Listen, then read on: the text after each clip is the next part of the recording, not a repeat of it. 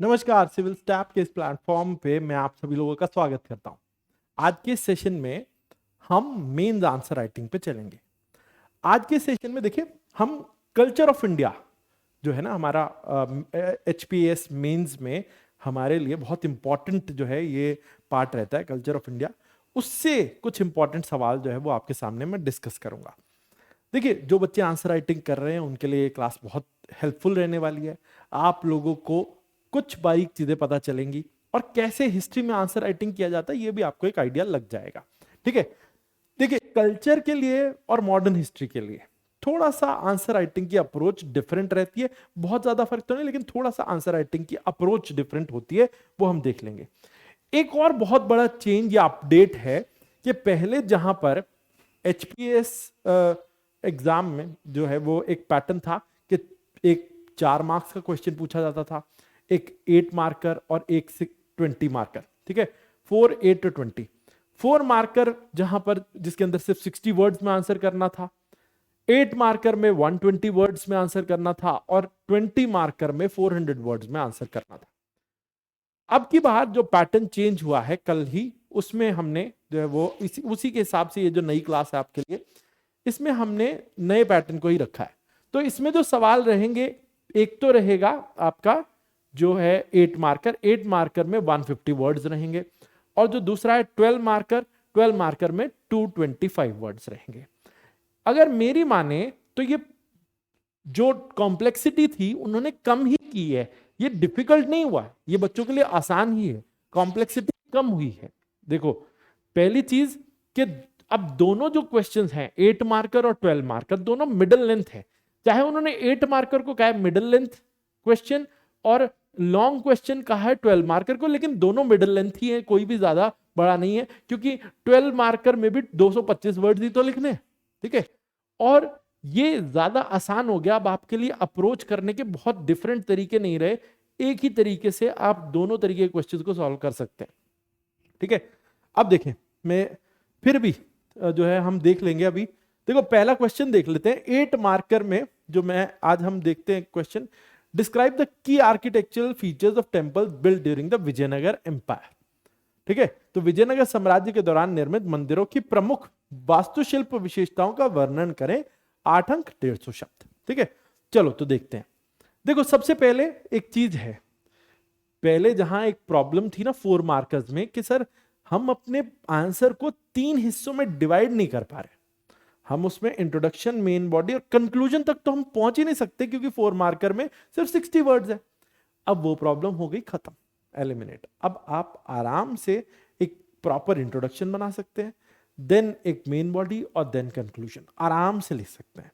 ठीक है, तो ये उल्टा कॉम्प्लेक्सिटी जो है वो कम ही हुई है, कहीं भी बढ़ी नहीं है। अब देखिए, इस सवाल में describe the key architectural features of temples during Vijayanagara empire. ठीक है, build during Vijayanagara empire. Architectural features पूछे ना, तो पहली बात कि जो एग्जैक्ट चीज पूछी जाती है वो आंसर के अंदर कहां, आंसर मतलब जो पूरा आपका जो आपने जो पूरा बनाया है वो आंसर, उसमें कहां पर एड्रेस करना है, ये आपको यहां पे बोला ना की आर्किटेक्चरल फीचर्स बता दो। अब ये कहां पे लिखोगे आप? ये लिखोगे आप मेन बॉडी में। इंट्रोडक्शन और कंक्लूजन में इसको एड्रेस करने की जरूरत नहीं है। इंट्रोडक्शन में आप विजयनगर एम्पायर एज होल उसके बारे में बता सकते हो कि विजयनगर एम्पायर साउथ इंडिया में 14 से 17 सेंचुरी के बीच में रहा और उसका एक बहुत महत्वपूर्ण कंट्रीब्यूशन है इंडियन आर्ट और आर्किटेक्चर में। और तो बेसिकली उसके समय में जो बनाए गए मंदिर थे वो रिलीजियस डिवोशन को दिखाते हैं और आर्किटेक्चरल इनोवेशन को दिखाते हैं। सिंपल, ऐसा एक सिंपल सा आप इंट्रोडक्शन रख सकते हैं।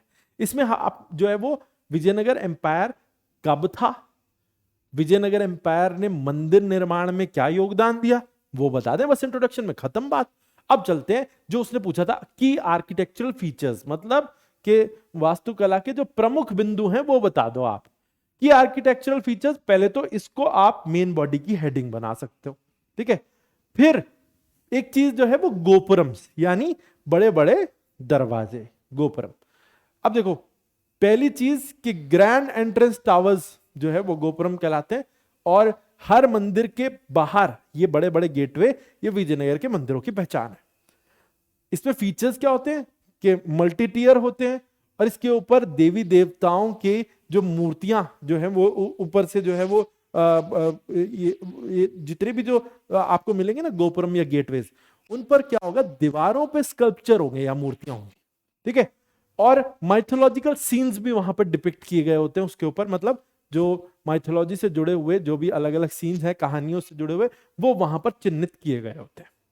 किस पर? गोपुरम पे। तो विजयनगर के मंदिरों में ये गोपुरम खास चीज है, ठीक है। एग्जाम्पल है विरूपक्ष मंदिर जो है हम्पी में, उस पर जो गोपुरम बना हुआ है वो है एक चीज, तो ठीक है। आगे है मंडप। मंडप क्या है? देखो, दक्षिण भारतीय मंदिरों में एक चीज होती है कि पहले तो एक होगा गेटवे। गेटवे के आगे, जैसे आप यहां गेट से एंटर करेंगे, गेटवे से एंटर करेंगे, तो यहां पर एक हॉल होगा, एक पिलर्ड हॉल, पिलर्स पे खड़ा हुआ है ये, और इसके अंदर आप चलते जाएंगे चलते जाएंगे चलते जाएंगे इन हॉल में, और फिर आएंगे आप मेन श्राइन तक, मेन जो टेम्पल है वहां तक। और मेन टेम्पल किस स्टाइल में बना होता है? पिरामिड स्टाइल में बना होता है।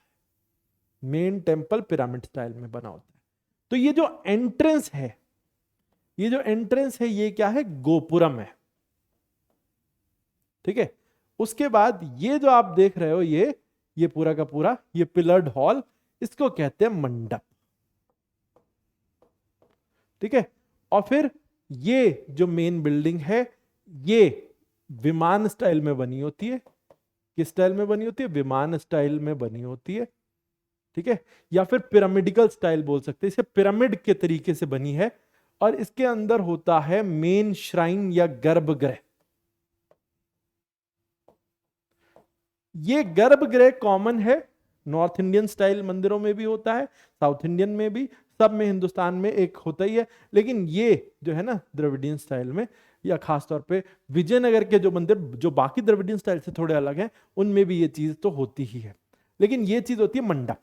अब मंडप जो है ना, पिलर्ड हॉल, इसके अंदर ये बड़े बड़े हॉल हैं जहां पर धार्मिक फंक्शन या गैदरिंग होती है, ठीक है। तो यहां पे लोग इकट्ठे होते हैं बेसिकली मंदिर जाने वाले, और 3 तरफ से ओपन होते हैं ये, इधर से सामने से, और तीसरी तरफ से सिर्फ एक तरफ से अंदर जाके खुलेंगे, कहां? मंदिर में मेन, ठीक है।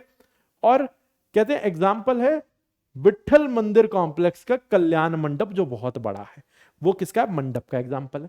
तो ये क्या है? यहां पर जो पाई जाते हैं इस विजयनगर के मंदिरों के आर्किटेक्चरल फीचर। एक और चीज है, कुछ मंदिरों में कुछ ज्यादा ही बड़े गेटवेज हैं जिन्हें राय गोपुरम कहते हैं, ठीक है।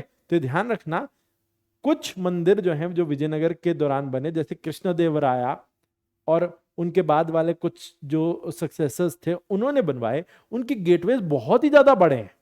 तो गोपुरम विजयनगर के समय के ज्यादातर मंदिरों में है, लेकिन राय गोपुरम जो सिर्फ कृष्णदेवराया और उनके बाद वाले कई रूलर्स के समय पर है, तो वो राया गोपुरम में बड़े बड़े गेटवेज, ठीक है, एक्सट्रीमली लार्ज, एलैबोरेट, और एंट्रेंस पे बने हैं सेम वैसे ही है, ज्यादा बड़े हैं, ये टॉल हैं ज्यादा नॉर्मल गोपुरम से, और ज्यादा डेकोरेशन है इनके ऊपर, मूर्तियां भी ज्यादा बनी हुई हैं।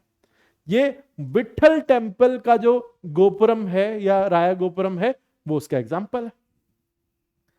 अगला है विमान, जो मैंने बताया अभी, जो मेन टावर है, ठीक है, गर्भगृह के ऊपर, सैंक्टम सैंक्टोरम गर्भगृह के लिए बोला जाता है अंग्रेजी में, ठीक है। और यहां पर ये बाकी द्रविडियन स्टाइल मंदिरों से इसका जो गर्भगृह है वो शॉर्टर होता है हाइट में, पिरामिड जैसी शेप होती है या फिर डोम शेप हो सकती है, और ऊपर एक कलश रहता है, ठीक है।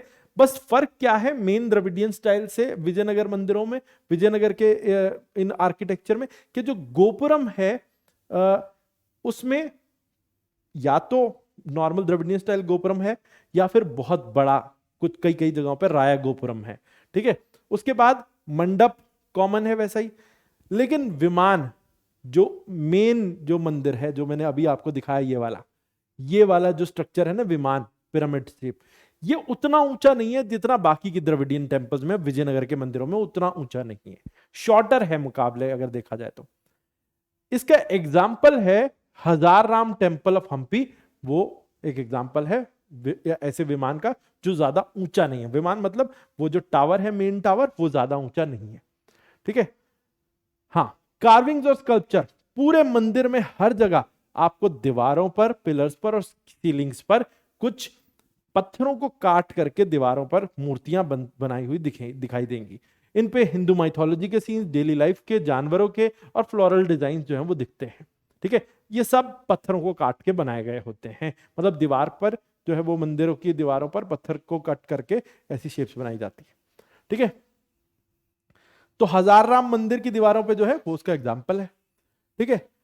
अब टेम्पल कॉम्प्लेक्स लेआउट और फीचर में आप देखेंगे तो ओवरऑल जो मंदिर है उसका फैलाव जो है वो बहुत बड़ा होता है, खास तौर पे किन मंदिरों में, विजयनगर के मंदिरों में, ठीक है। और मल्टीपल श्राइन दिखेंगे, मतलब एक देवता की बजाय एक ही मंदिर प्रांगण में कई श्राइन्स या कई देवी देवता होंगे। कोर्टयार्ड बड़े बड़े और सेक्रेट टैंक्स एक और खास चीज, यानी कि जो है पानी भरने की व्यवस्था, मतलब आपको दिखेंगे जैसे होता है ना कि कुंड होते हैं कुछ, वो कुंड आपको विजयनगर के मंदिरों में मिलेंगे। तो विरूपक्ष टेम्पल कॉम्प्लेक्स इसका एग्जाम्पल है। साथ ही में कॉम्पोजिट पिलर्स, इनके जो पिलर्स हैं वो भी थोड़े यूनिक है, मल्टीपल कॉलम्स बने होते हैं उसमें, और उनके ऊपर जो जो मूर्तियां हैं वो रिचुअली कार्व्ड होती हैं। और साथ ही में एग्जाम्पल है विठल टेम्पल के म्यूजिकल पिलर्स। नेक्स्ट है स्टेप टैंक्स और वेल्स।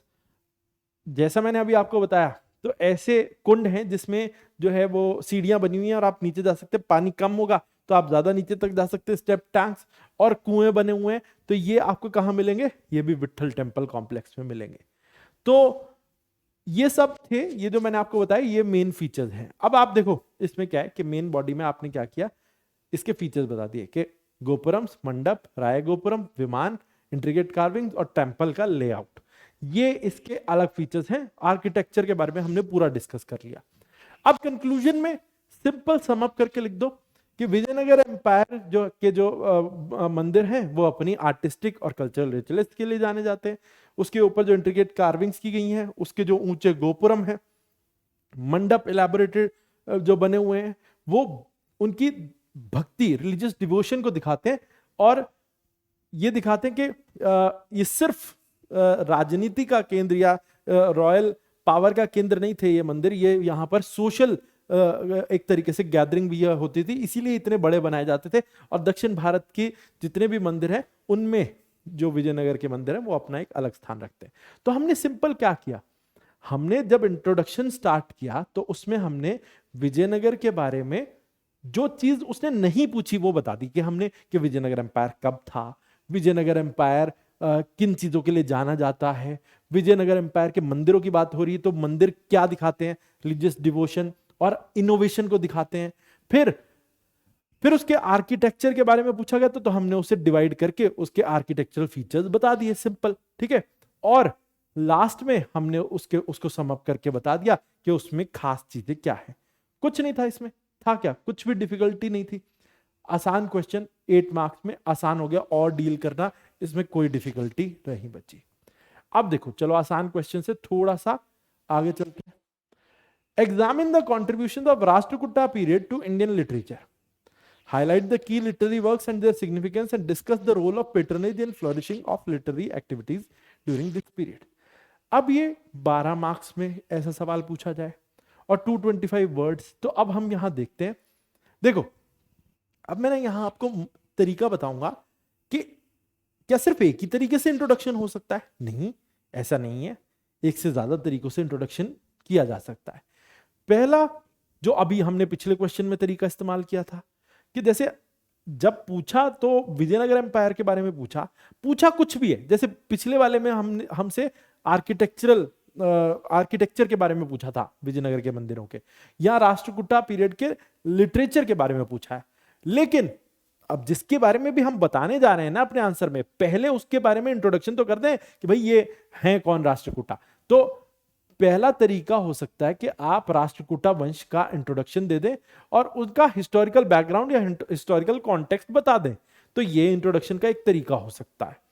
दूसरा, क्योंकि लिटरेचर से जुड़ा हुआ है, तो आप राष्ट्रकूटा पीरियड में जो है वो इंपॉर्टेंस बता दें कि राष्ट्रकूटा पीरियड में जो लिटरेचर या लिखा गया या जो किताबें लिखी गई उसका आगे चल के हमारे कल्चर पे, हमारी व्यवस्था पर क्या इंपैक्ट पड़ा, तो या उसकी क्या इंपॉर्टेंस रही, वो आप यहां पे हाईलाइट कर सकते हैं। तो दो अलग तरीके से कर सकते हैं। या तो आप बता दें कि राष्ट्रकूटा देखो 8वीं से 10वीं शताब्दी के बीच में थे और उन्होंने संस्कृत और रीजनल लैंग्वेजेस को बढ़ावा दिया, ठीक है। दूसरा, राष्ट्रकूटा 8वीं शताब्दी से उनका एम्पायर शुरू हुआ और आर्ट और लिटरेचर पर उनकी अच्छी खासी पकड़ थी। यहां पे आपने हिस्टोरिकल बैकग्राउंड देना जरूरी नहीं है, यहां पे सिर्फ उसी चीज के बारे में हाईलाइट कर दें जो आप मेन बॉडी में डिस्कस करने जा रहे हैं, ठीक है। कि या फिर आप ये बता सकते हैं कि अगर ऐसा भी एक चीज कर सकते हैं कि राष्ट्रकूटा पीरियड के जैसे जो आगे आप बताने जा रहे हैं, जैसे कि कुछ कुछ किताबें जैसे कविराज मार्ग जैसे पाम्पा और पोन्ना की किताबें, उनको भी यहां पर इंट्रोडक्शन में लिख सकते हैं, मतलब यहां पर लिख सकते हैं। क्योंकि आप जो बताना चाह रहे हैं, देखो आपका इंट्रोडक्शन डिफरेंट हो सकता है। जो पहला इंट्रोडक्शन मैंने कहा कि हिस्टोरिकल बैकग्राउंड बता दो बस राष्ट्रकूटाओं का, चल सकता है। दूसरा कि उनके उनके द्वारा जो लिटरेरी वर्क बनाए गए थे उसका क्या असर हुआ आगे, कैसे उसने जो है तो ये भी आप यहां पे हाईलाइट कर सकते हो। Introduction can be done in different ways, एक ही पर्टिकुलर तरीके से किया जाए ये जरूरी नहीं है, ठीक है। तो हमने ये कर लिया। इसके बाद मेन बॉडी पे आते हैं। मेन बॉडी में contributions to Indian literature, simple है कि पहला लिटरेरी लैंडस्केप, आप सिंपली ये कहें कि मतलब जो बहुत वाइब्रेंट लिटरेरी एनवायरनमेंट जो है वो बना किसके दौर में, राष्ट्रकूटाओं के दौर में। अलग अलग इवन संस्कृत की किताबें लिखी गई, अलग अलग रीजनल लैंग्वेजेस ने भी जो है वो तरक्की हासिल की इसमें, जैसे कन्नड़, और इंटेलेक्चुअल जो है लोगों का जो एंडेवर है वो बढ़ा इस दौर में, ठीक है, सिंपल। दूसरा, कई सारी किताबें लिखी गई। अब किताबें बता दो कौन कौन सी। कविराज मार्ग अमोघ वर्षा प्रथम जो राजा थे उन्होंने लिखी, ठीक है। और उसके अलावा आदि पुराण और हरिवंश जीनसेन ने लिखी। साथ ही पाम्पा और पोन्ना ने, पाम्पा ने भी एक आदि पुराण नाम से ऋषभ देव की जो पहले तीर्थंकर थे उनकी कहानी लिखी, ठीक है। और पोन्ना ने शांति पुराण लिखा, ठीक है।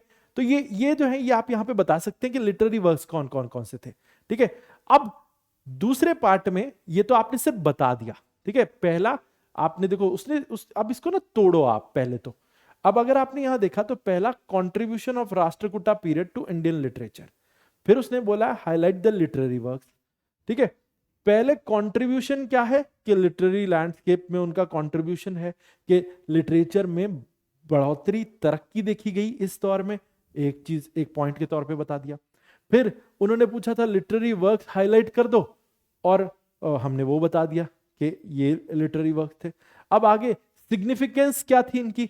कविराज मार्ग जो है वो कन्नड़ भाषा का सबसे पहला और सबसे प्रमुख ग्रंथ माना जाता है। ये अपनी ग्रामर और पोएटिकल स्टाइल के लिए जाना जाता है, ठीक है।